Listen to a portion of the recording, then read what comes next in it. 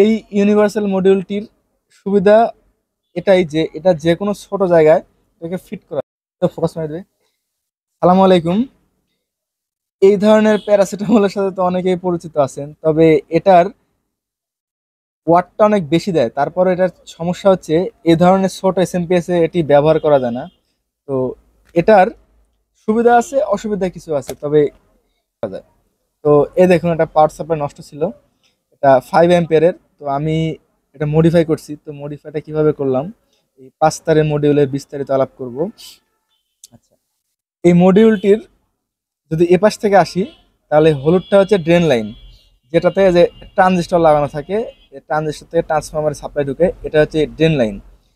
এরপরে এই কালো আর সবুজ এ দুটি একসাথে বলার কারণ, এই কালোটা হচ্ছে হাই ভোল্টেজ ক্যাপাসিটরের নেগেটিভ, আর সবুজটা হচ্ছে হাই ভোল্টেজ ক্যাপাসিটরের পজিটিভ।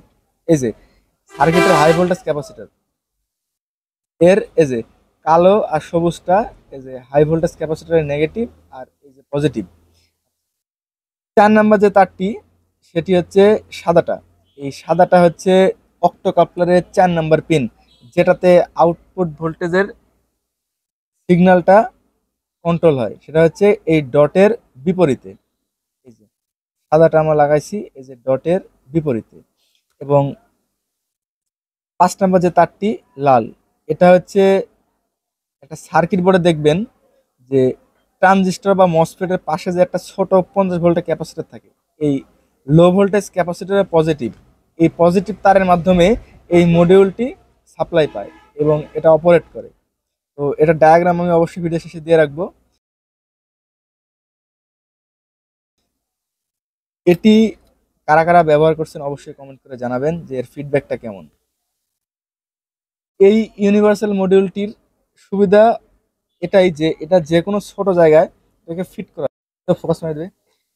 সালামু আলাইকুম। এই ধরনের প্যারাসিটামলের সাথে তো অনেকেই পরিচিত আছেন, তবে এটার ওয়াটটা অনেক বেশি দেয়। তারপরে এটার সমস্যা হচ্ছে এই ধরনের ছোট এসএমপিএস এ এটি ব্যবহার করা যায় না। তো এটার সুবিধা আছে, অসুবিধা কিছু আছে, তবে করা যায়। তো দেখুন, এটা পাওয়ার সাপ্লাই নষ্ট ছিল। এটা 5 অ্যাম্পিয়ারের। তো আমি এটা মডিফাই করছি। তো মডিফাইটা কিভাবে করলাম, এই 5 তারের মডিউলের বিস্তারিত আলাপ করব। আচ্ছা, এই মডিউলটির যদি এপাশ থেকে আসি, তাহলে হলুদটা হচ্ছে ড্রেন লাইন, যেটাতে যে ট্রানজিস্টর লাগানো থাকে। ট্রানজিস্টর থেকে ট্রান্সফরমারের সাপ্লাই ঢুকে, এটা হচ্ছে ড্রেন লাইন। এরপরে এই কালো আর সবুজ এ দুটি একসাথে বলার কারণ, এই কালোটা হচ্ছে হাই ভোল্টেজ ক্যাপাসিটরের নেগেটিভ, আর সবুজটা হচ্ছে হাই ভোল্টেজ ক্যাপাসিটরের পজিটিভ। এই যে সার্কিটের হাই ভোল্টেজ ক্যাপাসিটর এর এই যে কালো আর সবুজটা এই যে হাই ভোল্টেজ ক্যাপাসিটরের নেগেটিভ, আর এই যে পজিটিভ। 4 নাম্বার যে তারটি, সেটি হচ্ছে সাদাটা। এই সাদাটা হচ্ছে অক্টোকাপলারের 4 নাম্বার পিন, যেটাতে আউটপুট ভোল্টেজের সিগন্যালটা কন্ট্রোল হয়। সেটা হচ্ছে এই ডটের বিপরীতে। এই যে সাদাটা আমরা লাগাইছি এই যে ডটের বিপরীতে।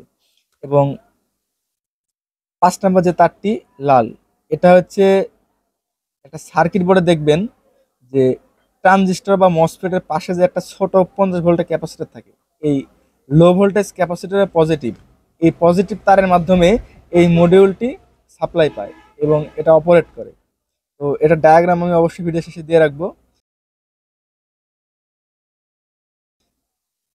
এটি কারা কারা ব্যবহার করছেন অবশ্যই কমেন্ট করে জানাবেন যে এর ফিডব্যাকটা কেমন।